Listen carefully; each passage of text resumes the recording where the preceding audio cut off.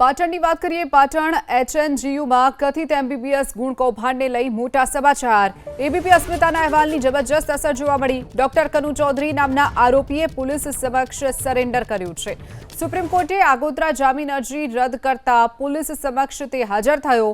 B division પોલીસે કનુ ચૌધરીને કોર્ટમાં રજૂ કર્યો. કોર્ટે કનુ ચૌધરીના 7 દિવસના રિમાન્ડ મંજૂર કર્યા છે. સૌથી પહેલા એબીપી અસ્મિતાએ પ્રસારિત કર્યા હતા આ સમાચાર. કનુ ચૌધરી થાપાવાડામાં પીડિયાટ્રિક ડોક્ટર તરીકે ફરજ બજાવે છે. તો 2019માં MBBSમાં ગુણ સુધારા કૌભાંડનું જે પર્દાફાશ થયો હતો, પાટણના ધારાસભ્ય કિરીટ પટેલે તપાસની માંગ કરી હતી અને ગુણ કૌભાંડની તપાસ માટે 4 કમિટીની રચના પણ કરાઈ હતી. HNGUના કુલસચિવે 17 માર્ચ 2025 તેને લઈ અને ફરિયાદ નોંધાવી હતી. ઉત્તર ગુજરાત યુનિવર્સિટીએ કુલડીમાં ગોળ ભાંગ્યો અને અનેક આરોપીઓને તે બચાવતી રહી હોવાનો પણ આરોપ લાગ્યો છે. કિરીટ પટેલે વિધાનસભામાં પણ આને લઈને સવાલ ઉઠાવ્યા હતા. ઉત્તર વહી બદલાઈ તેના પુરાવા એબીપી અસ્મિતા પાસે. HNGU હજુ પણ અનેકને બચાવવાની ફિરાકમાં છે.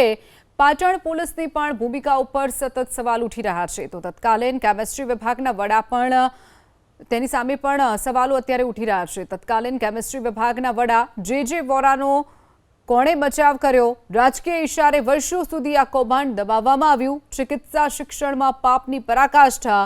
2019ના કૌભાંડમાં હવે એકમાત્ર ધરપકડ હજુ સુધી થઈ છે.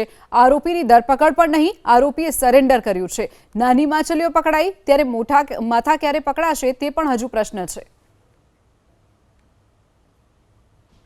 હેમચંદ્રાચાર્ય ઉત્તર ગુજરાત યુનિવર્સિટીના જે કુલ સચિવ છે રોહિત દેસાઈ, એમને ઈરાદાપૂર્વક જે ફરિયાદ આપી એની અંદર પ્રથમ નંબરના આરોપીનું નામ કાઢી નાખ્યું હતું.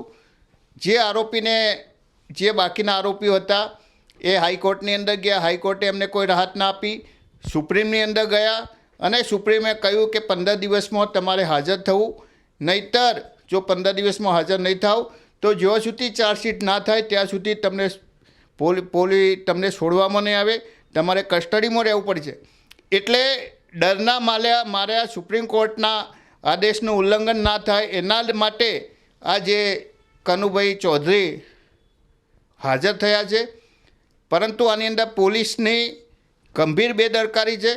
પોલીસે આજ દિન સુધી કોઈ આરોપીઓને પકડવાની કોશિશ કરી નથી. વારંવાર અમે રજૂઆત કરી છે.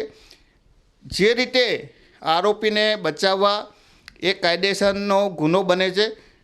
આગામી સમયની અંદર અમે હેમચંદ્રાચાર્ય ઉત્તર ગુજરાત યુનિવર્સિટીના કુલ સચિવ જે આરોપીને ખોટી રીતે બચાવી રહ્યા છે અને પાટણ બી ડિવિઝન પોલીસ સ્ટેશનના જે પણ PI કે જે પણ તપાસ અધિકારી હશે એ ઈરાદાપૂર્વક આરોપીઓને બચાવવાની કોશિશ કરશે. તો અમે એમને છોડવાના નથી. અમે છેડ સુધી લડવાના છે. નામદાર કોર્ટની અંદર જવાના છે અને જરૂર પડે પાટણ બી ડિવિઝન ખાતે ભૂ હડતાળ પણ કરીશું.